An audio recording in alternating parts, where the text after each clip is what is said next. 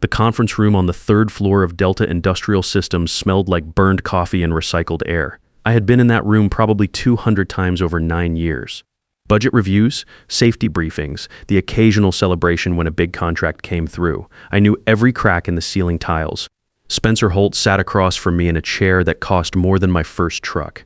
He was 37, had an MBA from Wharton, and had been VP of operations for exactly 7 months. In those 7 months, I had never once seen him on the production floor during a shift. He slid a paper across the table without looking up from his phone. I picked it up. A 2% raise. I set it back down and waited.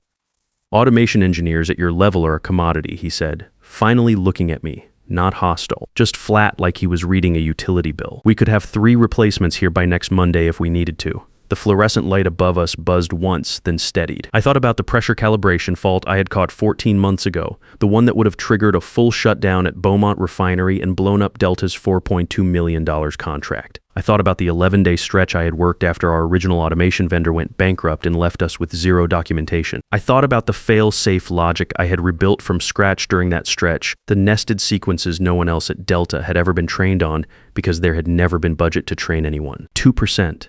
After 9 years. My name is Wade Carver. I'm 50 years old. I grew up in Odessa watching my dad fix engines in a garage that smelled like oil and sawdust. He taught me that a machine either works or it does not, and if it does not, you find the problem and you fix it. No shortcuts, no excuses. I carried that into every job I had ever had. I reached into my jacket and placed an envelope on the table. My resignation, I said. 2 weeks notice per policy. Spencer glanced at it the way you glance at junk mail. We can process your exit today. No need for 2 weeks. There is an attachment, I said. A transition guide. Whoever takes over my systems is going to need it. He pushed the envelope to the side without opening it. We will manage. I stood up, buttoned my jacket, and walked out. Security watched me pack my desk like I was a flight risk. A guy I had eaten lunch with for 6 years stood near the elevator and said nothing. I did not blame him. In a company going through restructuring, you keep your head down. I loaded my box into the truck at 3:20 in the afternoon.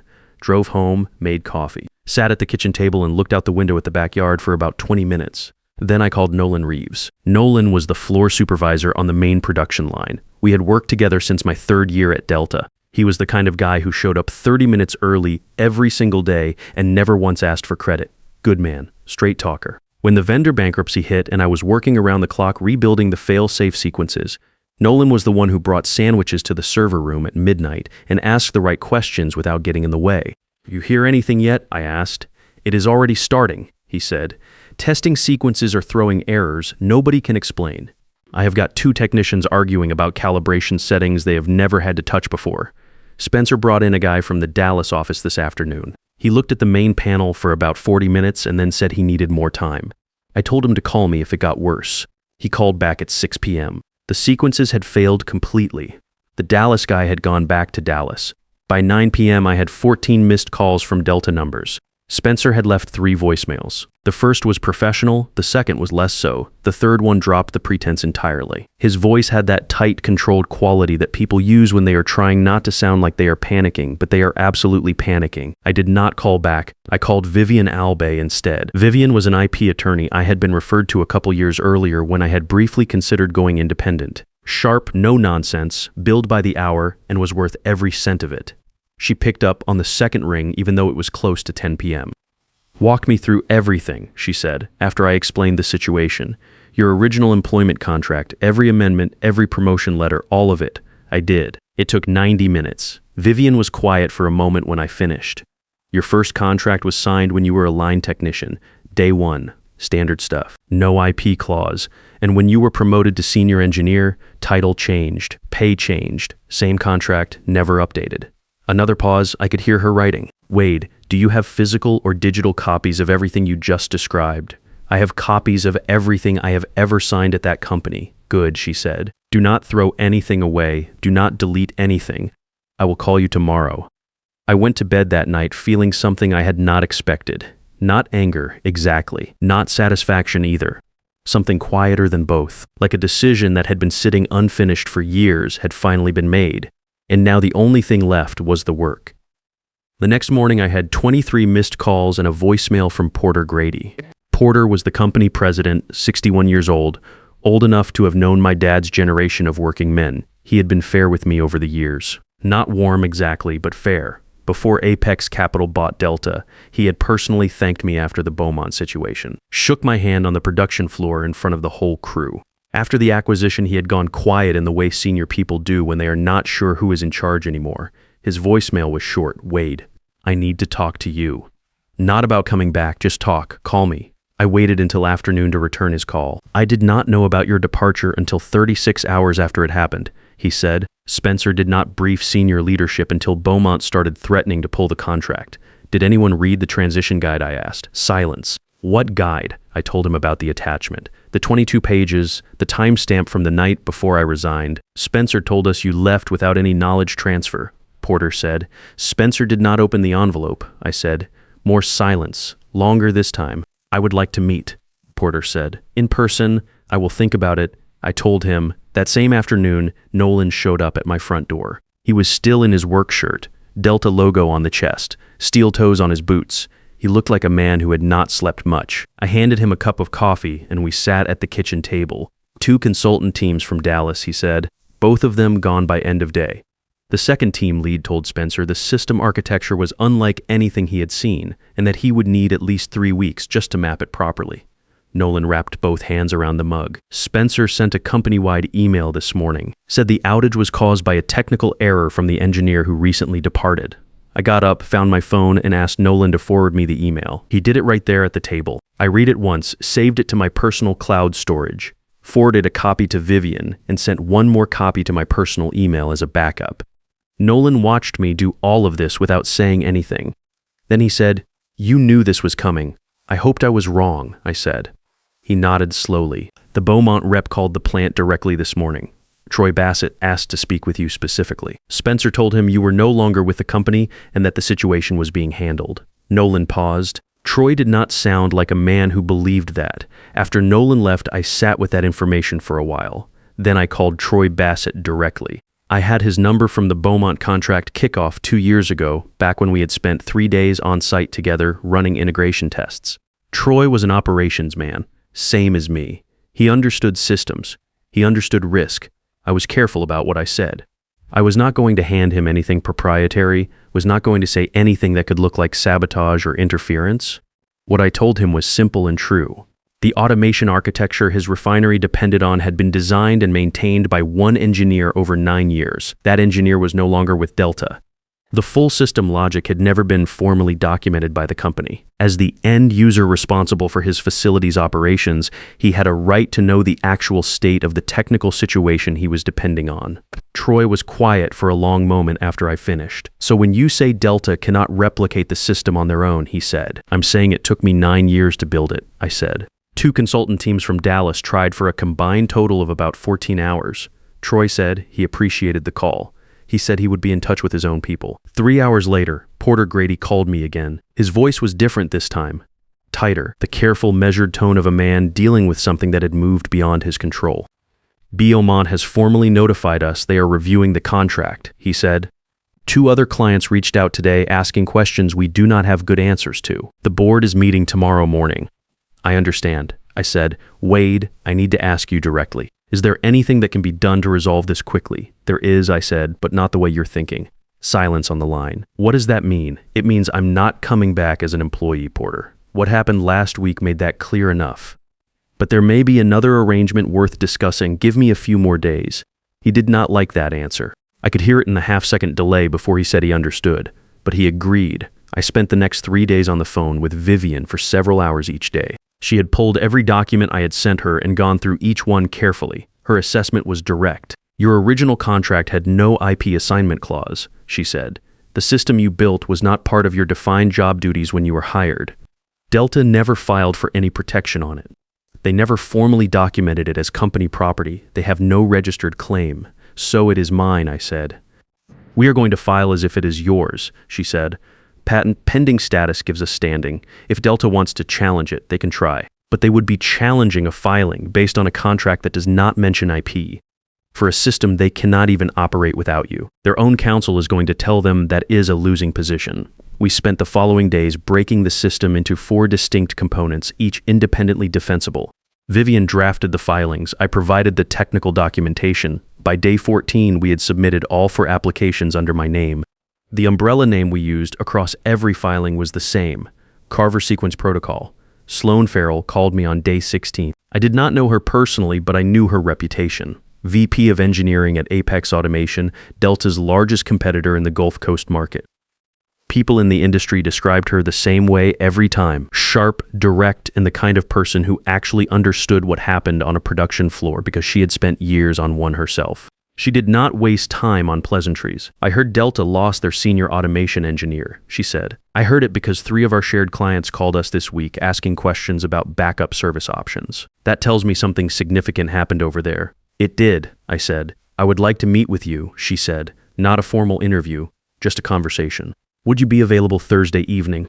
We met at a steakhouse in the Galleria area. Sloan was already seated when I arrived, water on the table, no cocktail, reading something on her phone that she put away the moment I sat down. That small detail told me something about how she ran her time. She asked good questions, not the standard interview kind. She asked about specific technical problems I had solved, what my process looked like when a system failed mid-shift, how I thought about building something that other people would eventually have to maintain. She listened to the answers without interrupting. By the time the food arrived, we had moved past the interview format entirely and were just talking shop. It had been a while since I had been able to do that with someone at her level.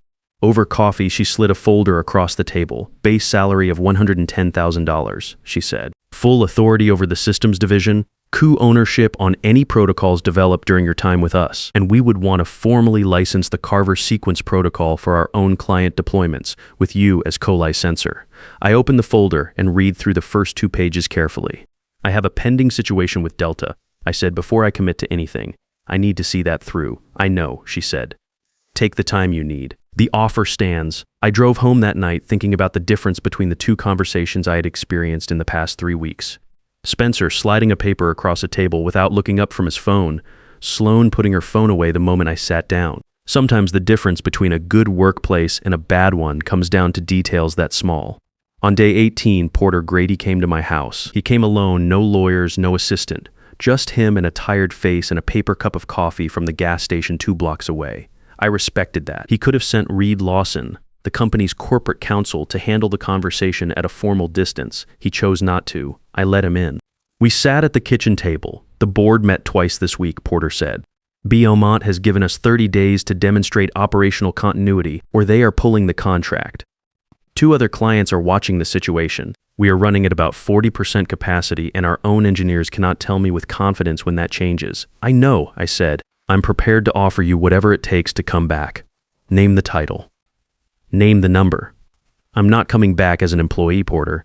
He looked at me for a moment. Then what are you proposing? I had thought about how to have this conversation for several days. I wanted to be direct without being aggressive. I did not need to twist the knife. The situation spoke for itself. I have filed for patent protection on the Carver Sequence Protocol, I said, all 4 components. Vivian Albee is my attorney of record. I'm happy to have her speak with Reed directly if that is useful. Porter set down his coffee cup very carefully. You filed for patents? The system was not in my original job description. Delta never documented it as company property. The filings are solid and Vivian is confident in the legal basis. I kept my voice even. I'm not doing this to damage Delta. I am doing this because 9 years of work deserves to be protected. Porter did not argue. I think somewhere underneath the exhaustion he understood. He was old enough to know what it looked like when a company undervalued the wrong person. So what does the licensing arrangement look like, he asked. I laid out the terms: $18,000 per month flat fee, 8% performance bonus calculated on measurable efficiency gains above Delta's current baseline, 5-year term, renewable at my discretion, full quarterly reporting submitted to me directly, covering implementation progress, system performance metrics, and fee calculations. Porter looked at the numbers for a long time. That is over $1.08 million across the contract term before the performance bonus, he said. It is, I said, and it is considerably less than what a full system rebuild would cost you, if that is even possible at this point. Vivian believes it would take an outside firm 18 months minimum to reverse engineer what I built. I think that estimate is generous. Porter picked up his coffee cup, found it empty, and set it back down. The board is not going to like this, he said.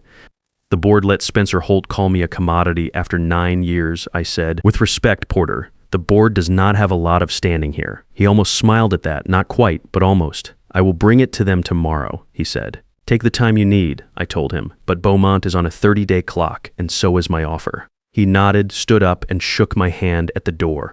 It was a different handshake than the one he had given me on the production floor 2 years ago after the Beaumont situation. That one had been congratulatory. This one felt more like acknowledgement, like he was finally seeing the full picture of what he had been working with all along. I watched him drive away and then went inside and called Vivian. He is taking it to the board tomorrow, I said. They will accept, she said. They have no real alternative and they know it. Reed Lawson knows it too. He called me this afternoon, by the way. What did he say? He asked 3 questions, got 3 answers he did not enjoy, and thanked me for my time. She paused. They are going to accept, Wade. The board approved the licensing agreement on day 21. Reed Lawson called Vivian with a decision on a Tuesday morning. She called me 10 minutes later, 2 sentences. They accepted all terms, unchanged. Then she said congratulations and told me the paperwork would be ready by end of week. I signed the licensing agreement on day 24 in a conference room at a downtown Houston office suite, neutral ground, which had been my request. I brought Vivian. Porter brought Reed and 2 board members I recognized from the one company holiday event I had attended 4 years ago. Spencer was not in the room, I noticed. I did not comment. The signing took less than 20 minutes. Reed walked through each page in the careful, methodical way of a lawyer who wanted the record to show he had done his job thoroughly. I initialed where Vivian told me to initial. I signed where she told me to sign. When it was done, Porter extended his hand across the table. I hope this is the beginning of a productive arrangement, he said. So do I said. And I meant it. I had no interest in watching Delta fail. There were good people at that company, people like Nolan who had shown up every day for years and done their jobs well. The licensing agreement was not about punishing the company. It was about making sure my work was valued correctly on paper in writing with a dollar figure attached that nobody could argue with. I called Sloane Farrell from the parking garage on the way to my truck. I'm ready to accept the offer, I told her. Good, she said. Can you start Monday? I started the following Monday. On my first day at Apex Automation, Sloane walked me through every system they had and asked what I would change. I gave her a preliminary list of 9 items before lunch. She approved 5 of them before I finished the coffee she had handed me when I walked in. That told me everything I needed to know about how this place operated. The work was good. The team was solid. Nobody called me a commodity. I found out about Spencer's reassignment through Faye Dunton, an IT staffer at Delta who had always been straight with me. She sent a short message about 2 weeks after I started at Apex. Thought you would want to know. Spencer has been moved to vendor contract management. His primary account is yours. I read that twice. Then I put my phone face down on the desk and went back to work. Every month after that, a reporting package arrived in my email from Delta Industrial Systems, performance metrics, implementation data, system uptime statistics, fee calculations, all of it prepared and submitted by Spencer Holt, VP of Operations turned vendor contract manager, the man who had told me that automation engineers at my level were a commodity and that 3 replacements could be ready by next Monday. The first report was thorough. I had to give him that. Every number accounted for, every metric tracked, the fee calculation correct down to the decimal. At the bottom above his signature, a required line that Vivian had insisted on including in the contract terms. It read, Carver Sequence Protocol, Critical Infrastructure Asset, Delta Industrial Systems. I printed that first report and put it in a folder on the corner of my desk at Apex, not as a trophy. Not to look at when I needed a reminder of something, just because some things are worth keeping a record of. The one time I saw Spencer in person after everything was settled was in the parking lot of the Delta plant. I had come in for the initial implementation overview, which was part of the licensing terms. He was coming out of a side entrance carrying a stack of folders, tie loosened, the easy confidence I remembered from that conference room, 4 weeks ago worn down to something quieter. He stopped when he saw me. I stopped too. I hear we will be working together on the licensing side. I said, that is correct, he said. First quarterly report is due on the 15th. Performance data, implementation progress, fee calculation, it is all laid out in the documentation. I kept my voice the same way I would if I were reading a calibration spec. Flat, informational, should not be complicated for someone at your level. I let that last part settle. Then I walked past him into the building. At Apex, things moved well from the start. Within 6 months, my team had implemented updated versions of the core Carver protocols across 4 client sites. Sloane gave me full authority over the deployment timeline and trusted me to manage the client relationships directly. By the end of the year, Apex had picked up 2 contracts that had previously gone to Delta. The Carver sequence protocol patent filings moved through the process the way Vivian had predicted. The documentation was clean, the legal basis was solid, and Delta never filed a challenge. By month 11, the first two components had cleared the initial review stage. Spencer's monthly reports kept arriving, each one correct, each one signed, each one with that same line at the bottom. Over 5 years, at $18,000 a month before the performance bonus, the total value of that licensing agreement clears $1.08 million on the base fee alone. Every dollar of it calculated and reported by the man who decided I was replaceable. If you have spent years building something real at a company and someone with a new title and a business degree tells you that you're just another interchangeable part, hear this clearly. Document everything. Understand what you own. Know the difference between what is in your contract and what is in your head. Because those are not always the same thing, and that gap is exactly where your leverage lives. The work you build over a career does not disappear when you walk out the door. Sometimes it just takes a licensing agreement to make that official. If this story hit close to home, hit the like button. And if you have ever been told you were replaceable by someone who had no idea what you actually did, leave a comment. You might be surprised how many people in this situation made the same mistake Spencer did.